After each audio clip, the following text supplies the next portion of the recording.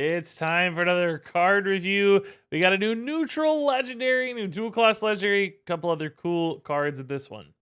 Hey, buddy, watch this. So let's kick things off here with the Keymaster Alabaster. Love the rhyme. And he's a big new neutral legendary minion, 7 mana, 6/8. Whenever your opponent draws a card, add a copy to your hand that costs 1. So you plop this guy down on board. You know your opponent's going to draw at least 1 card because they have their natural card draw before they're able to respond to this, minus any weird secret shenanigans. And that means you're going to get something added to your hand that's probably much higher cost than 1 by default. And you're going to get a cool high tempo play in the future. Maybe you snag their Tyrion or Headmaster kel'thuzad or whatever cool card it is, and you get to play something really cheap in the future, which is clearly a pretty big upside. Now, of course, they could also draw a backstab. This could totally whiff, and you'd be paying extra for a backstab. But on average, you know, the average card in Hearthstone costs probably like 4 mana. Depending on the deck you're playing against, aggro decks might be 2 mana, but most decks probably have that 3 to 4 mana slot on average. And you're going to save at least a few mana points off what you get most of the time. Sometimes high roll like crazy and make a big swing turn, which is all pretty darn cool. And then, of course, if your opponent can't answer this, or if they try to use a card draw card to solve this problem, maybe they don't have a way to kill a 6/8 and they need to draw something, then your upside can continue to go even crazier. You might get a couple things or more reduced down to 1 added to your hand. So pretty cool resource generator with some tempo upside. Now, all that said, you are taking a pretty big tempo sacrifice to play Keymaster Alabaster in the first place, because you know, this is more or less a like Boulder Fist Ogre sort of minion that has no direct impact on board, no taunt, no rush, none of the stuff we like to see in Hearthstone these days to make sure that it can keep up. So you have to slot this into a turn where you can kind of give up board for a moment, or you have to play this while you're ahead on board so you have time to just slam this instead of like running Siamat. Remember, you're running Keymaster Alabaster. So you can't take that free trade into your opponent's 6/6. You're just deploying a minion. And it's one of those things where it's like, how often do I play like Archmage Antonitis on a neutral board and just hope for something to happen in the future, right? It's hard to do with just a minion. You don't just play Boulder Fist Ogres in Hearthstone these days.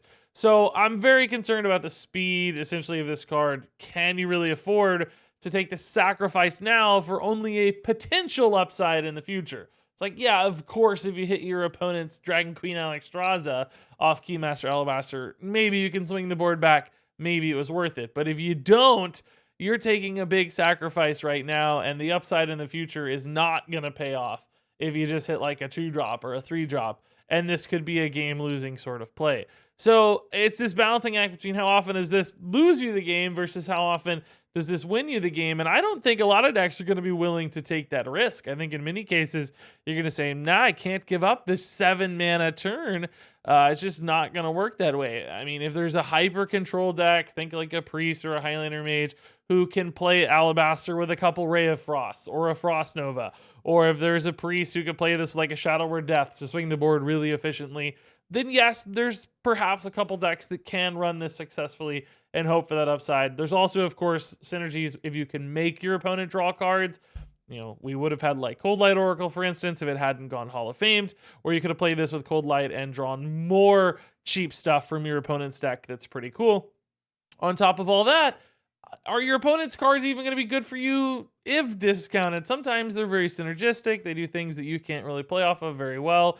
So the average card that gets discounted might be weaker than average for you because your opponent's playing into it in a really specific way. So I love this card in theory. Like, it's so cool. It's so fun. I'm definitely going to put this in a lot of decks. I'm going to toss it in like every Highlander deck I make for the first 2 weeks of the expansion, of course. And there's going to be big moments and big stories. This is a great YouTuber sort of card, but I do not think necessarily this is a great competitive player sort of card. I think the risks of playing this are just too slow and too unimpactful on average that most decks won't be able to squeeze this card in. They won't make room for it because it just doesn't do quite enough. So for me, Keymaster Alabaster, insanely fun, really cool card, just not necessarily a great one. Jandis Barov, new dual class legendary for Mage and Rogue. This is a cool 5 mana 2/1 with a battle cry. Summon 2 random 5 cost minions and then secretly pick one of those that dies when it takes damage. So here you're basically getting 3 pretty big bodies for 5 mana on average. I went and took a peek at the 5 drops. I'd say most of them you're pretty happy with. They're going to be like 4/4s or bigger in most cases. There are a few super low rolls, 0 attack minions with like no upside. But on average, you're going to get 4/4 or bigger, which means in total, you get a 2/1 and a couple 4/4 bodies. Now, of course, one of those bodies is going to be more susceptible than normal because of this effect. Essentially, it kind of has 1 health because as soon as it takes damage, it's going to die. But keep in mind that opponents don't always just have exactly 1 damage laying around. Maybe if you're playing against Mage and they have a ping, maybe if there's a lackey on board, they can effectively kill your secret minion here with 1 hit. But sometimes they might just have to use 4 damage anyway to kill it. Or sometimes they may get desperate and have to trade in a 5/5 minion to kill it. And beyond that, of course, they won't know which one you've secretly chosen. So they're going to have some tough dilemmas unless they happen to have exactly like 2 1/1s on board or an arcane missiles in hand that maybe more effectively deals with things.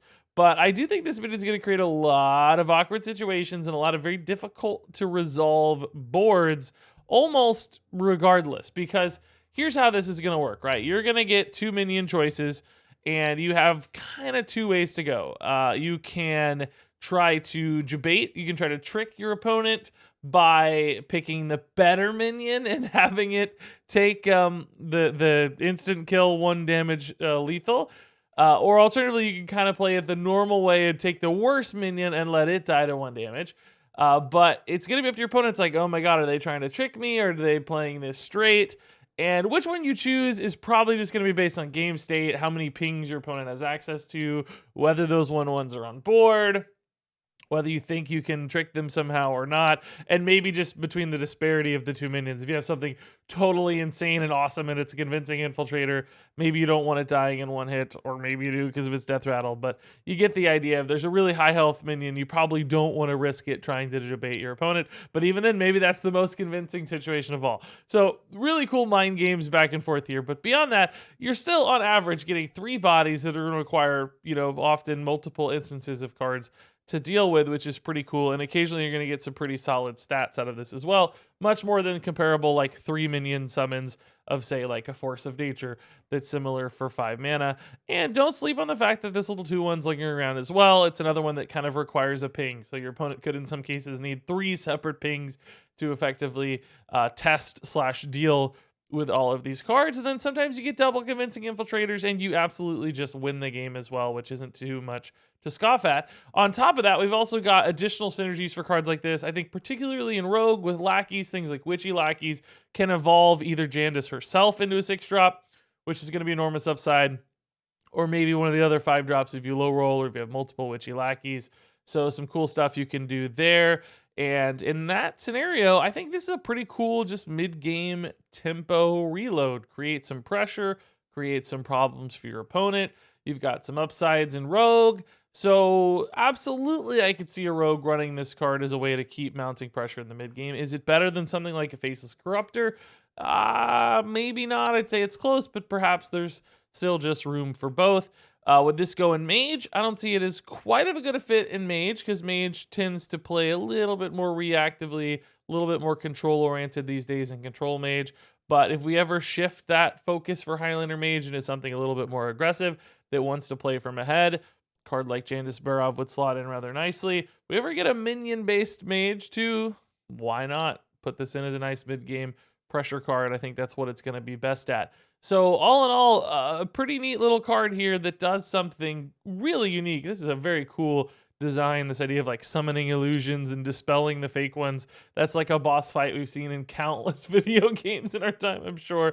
So bringing it to life in a Hearthstone card is pretty awesome. And you know what? I think it has some competitive potential as well. Moving on here, we have a new mage minion. Name still kind of being translated. I'm going to guess something like Study Buddy as the name.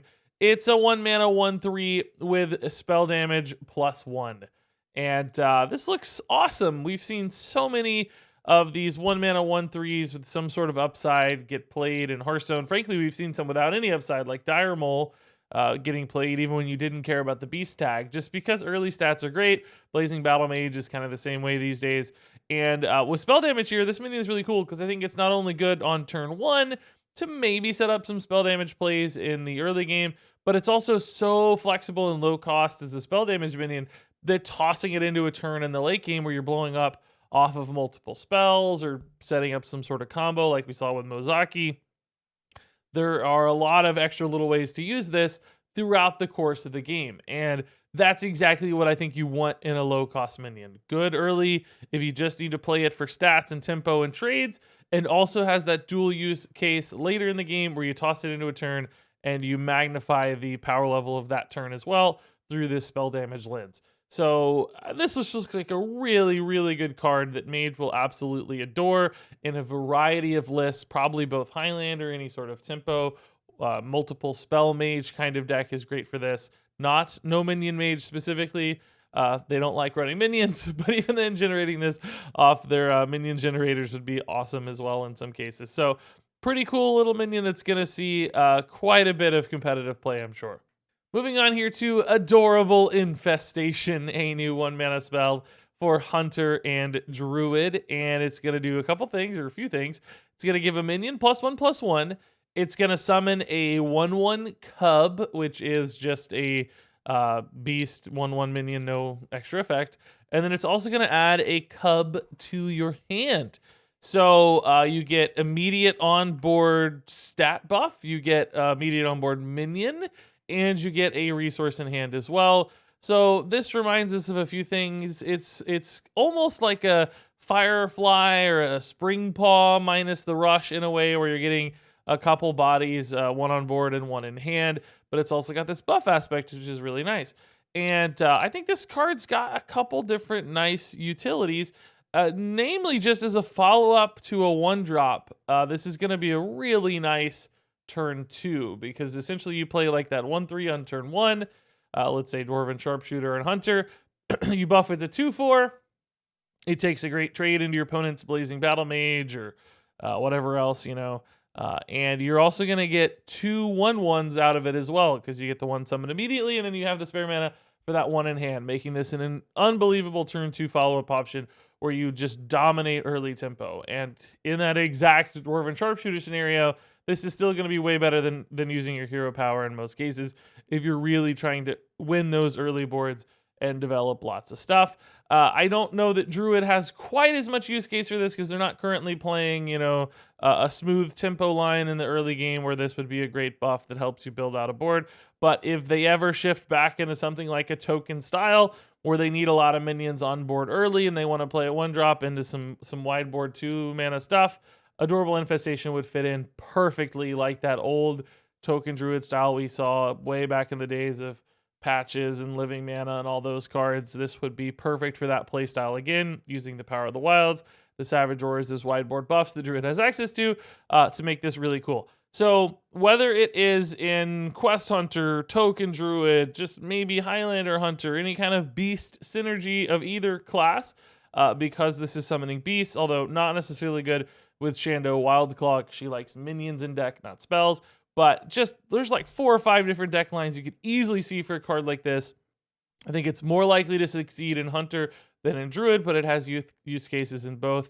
And it's just got a lot of output for its mana cost. It does a lot of things. You get a big return on this investment. So it's a card that makes sense for me and looks pretty strong. Next up here is Rune Carvings, a dual class card for Druid and Shaman, coming in at 6 mana. And this one's worded a little confusingly, I think, but it basically always summons you 4 2/2 Treant Totems, but you can choose between them being basic Treant Totems, which is just 2/2 bodies, or you can choose to overload for a couple mana and also give them Rush, pushing this to effectively 8 mana cost over 2 turns. but you get to trade those minions in immediately.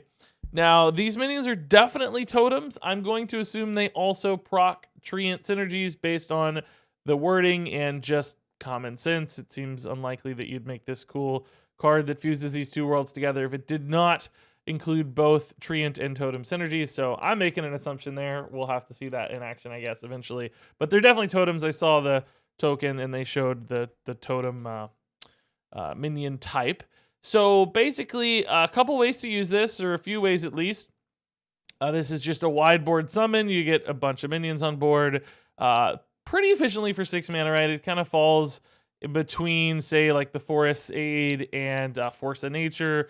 Maybe not as good as Glowfly Swarm, depending on the hand size and state, but somewhere in that vein, right? Mid-game wide board summon. Alternatively, you can go a little heavier on this one and give them rush. Now, I will say most of the time we see these wide token boards built, it's not usually to trade them in immediately.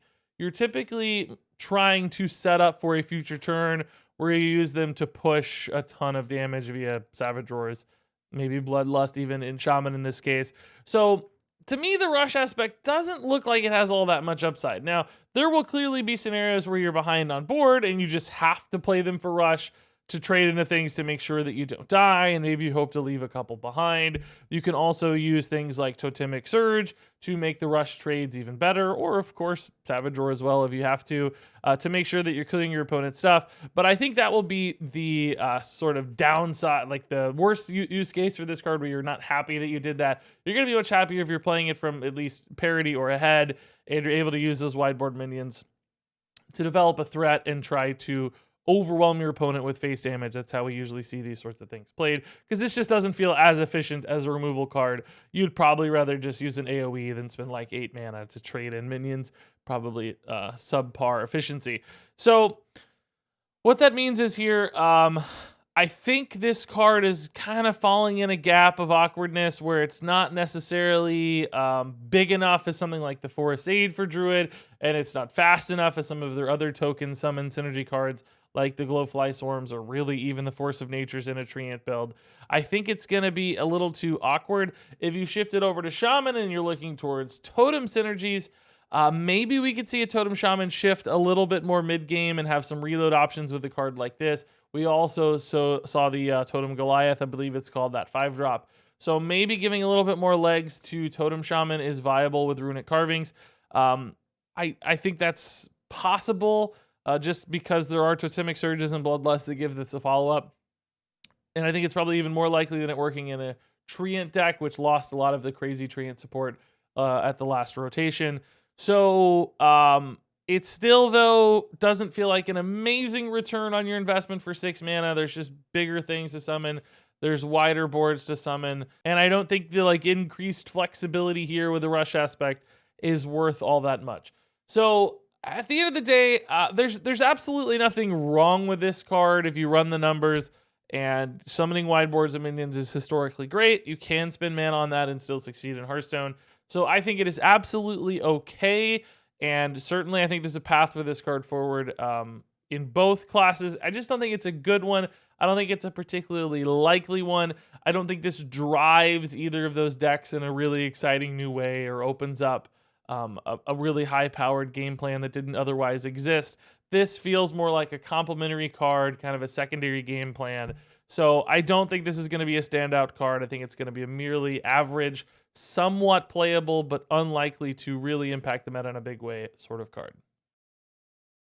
This dude is a 4-star card. Adorable Infestation is a 4-star card. Runic Carvings is a 3-star card. Jandis Barov is a 4-star card. Keymaster Alabaster is a 3-star card.